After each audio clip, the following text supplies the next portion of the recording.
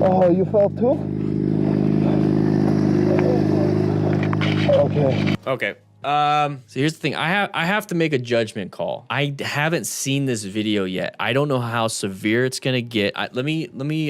There's a difference between showing you guys an educational value and showing you guys something that could be traumatizing, not just for you, but for me. I do have PTSD of some sort. It's undiagnosed, but I do know that there's a bunch of triggers that causes me to not enjoy what I'm doing. So I have to double check everything, okay? So let me double check everything. Remember when I tell you guys that those guardrails can snap you in half to get to where we were back at? I'll start it back up. There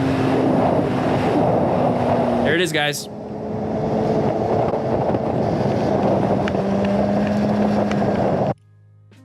Okay, so in this situation, what I want you to do is just pull over and tighten it. Okay?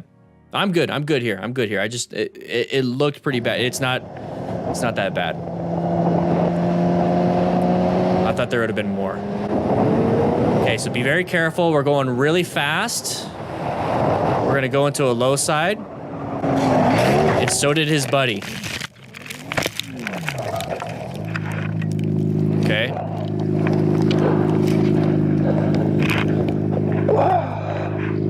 Oh, you fell too? Okay. All right, bro. His arm's not supposed to bend that way. It's okay, right? Watch out, watch out. Oh, This is LA. This is United States. Watch out. You can't stand up.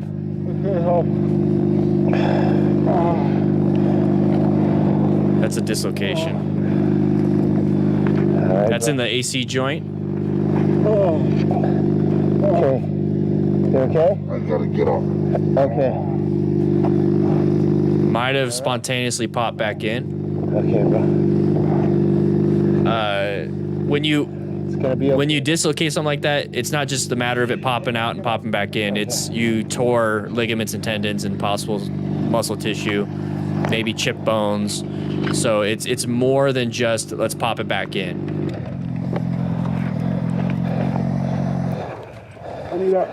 Hey, you gotta call 911 for an ambulance, okay? Call 911. Are you sure you wanna come up? No, Cause you're okay here. don't let him up. You're all right, man. You don't need to come up. I need to do something, man. My arm hurts. Yeah, I know, cause it's dislocated here. Unzipping the jacket.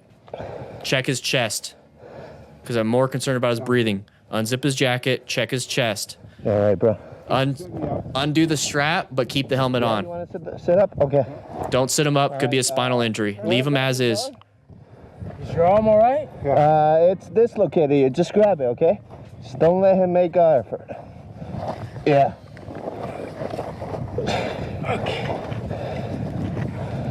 Look at the helmet. This didn't happen, did it? It did. But we have insurance. It's all okay.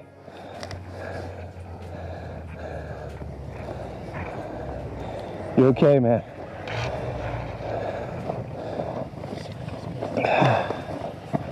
I'll do an after-action review of it after this. Let's just watch. Pull my arm forward. Okay, so we need to call an ambulance, right? Because you have a broken arm. I don't know if I do. Yeah. Take this off. Take my helmet off. You gotta do the strap. Do the strap. Can I say help coming? No, we don't yet. Do you want to call? What do you want to call? Help? See, you say somebody call 911. Call 911, but nobody did it. So you need to call 911.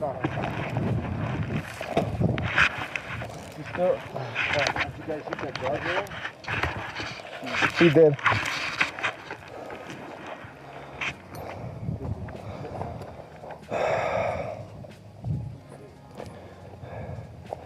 Okay, bro. You see how nobody's doing I have a anything? broken arm here. I don't know if it's broken. I think so. Battery's hurt. Call 911. Get help. All right, you okay, bro? Yeah. What? I'll put your bike up. Oil. Probably oil. Sit down right All there. right, well, we need to get help here.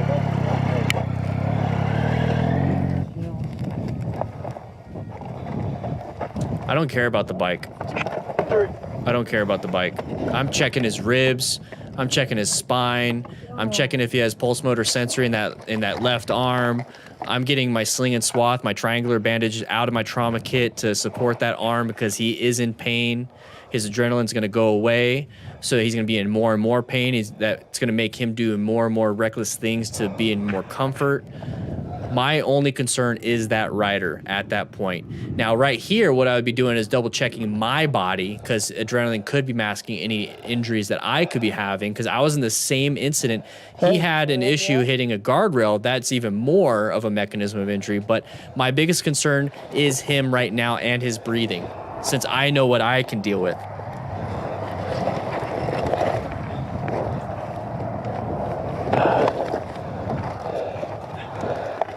Wait. Bike's totaled. Doesn't matter, it's totaled. Just like you said, we have insurance. We'll let the insurance take care of it. The thing is, my concern is my friend. No, that's it. Go like that.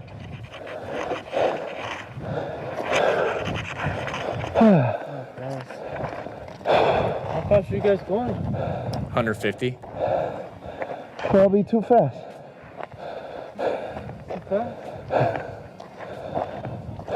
See how he's just still sitting there? Just in the same spot. 10 minutes later.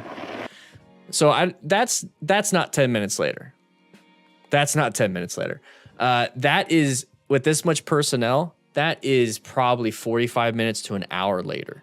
So the 10 minutes later is probably when the first arriving officer or the EMS shows up on scene. But remember what he said, 10 minutes. Let's say he even shortened. Let's say 10 minutes was the real thing. 0 to 10 minutes until they show up and your friend is still sitting like that. One's if you had a punctured lung. One's if you went unconscious. That's 10 minutes of CPR. That's 10 minutes of rescue breathing. That's 10 minutes of interventions that you have to do. Realize that. And if there was no interventions done in those 10 minutes, your friend's dead. This is why you need that medical training.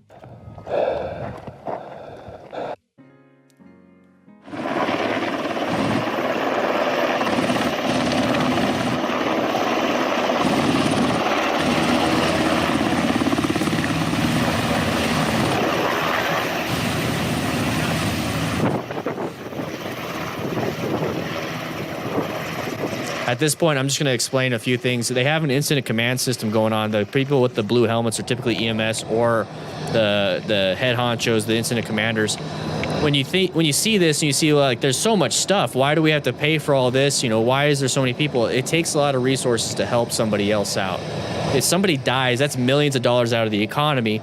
So spending a couple 10 grand or even 100 grand to save somebody's life does put that money back into the economy. So when you see something like this, that is very, very important to get them that the help. So he's being airlifted. He's being airlifted possibly to go to a level 1 trauma center. So he's going to have massive surgeries. He probably has multi-system trauma. If it was just a dislocation, here's the thing. If it was just a dislocation, if it was just a broken bone, they would have probably went BLS, so basic life support. They would have went in an ambulance.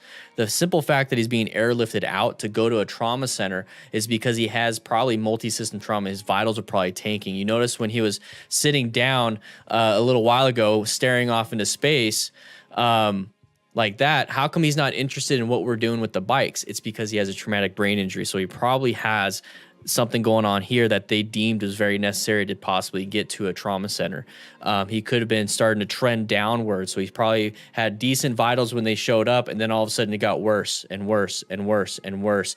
And that is compensatory shock. Hopefully I said that right. We're about 3 hours into this live stream. So he's compensating prior to going into a nosedive of decompensating shock. We'll fix that in post. Anyways, he's getting worse and worse and worse. So they trended him towards something bad. So it's like we need to get him to the hospital quicker through a helicopter or via helicopter versus an ambulance that could possibly take an hour. The helicopter will take 15 minutes. That's how important it is to make sure we're not going to put ourselves in that situation because we don't know what level of severity of an injury we're going to have. We just know that we don't want to have it. So make sure You do slow look, press, and roll. Make sure you have good trail braking if you did an advanced class. Don't try to go fast. This all started because his helmet, I don't want to go all the way back, but his helmet was not strapped all the way, so he got distracted and crashed. Okay, his buddy probably saw the crash and paid attention and saw it, and then he crashed too. Or maybe they both crashed because they're both going too fast. But this is just a situation where we need to be very careful.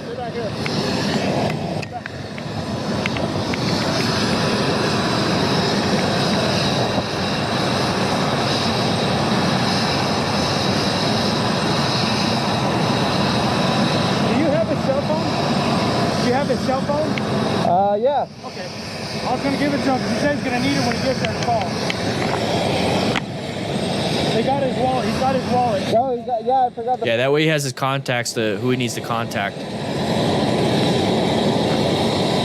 Okay, perfect. Thank you.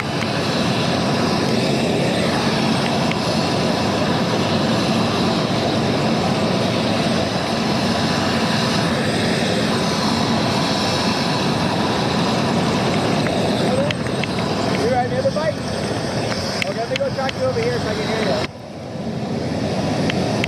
It won't let me send it.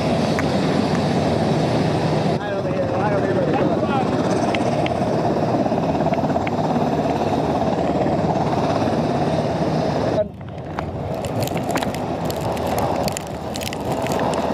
Look away. That hurts, getting that in your eyes. Okay, so he just tapped you and you guys both went down? What's that? You're right, Michael. There's a cross there, a crucifix there. Somebody's died. Same spot.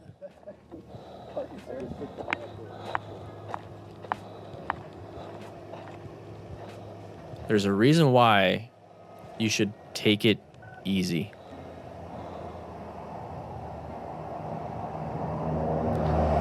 You're the lucky one in this situation. You're the lucky one.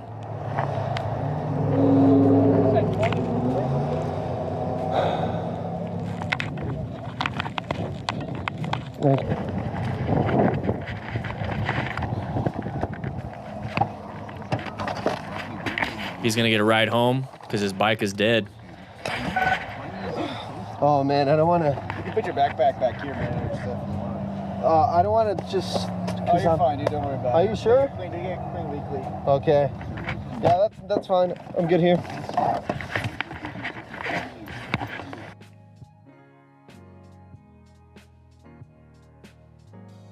Let's keep watching. This is from Superbike Discovery, so make sure you check out his channel. So it looks like he's... The reason why they're keeping the collar on is probably going to put in x-rays and double checking. He's got a catheter in already, so he is getting ready for surgery. But if he was going to go into surgery, the camera guy wouldn't be with him. So it looks like he's just on his way to get x-rays. Because that's just a normal tech. It's probably a radiology tech.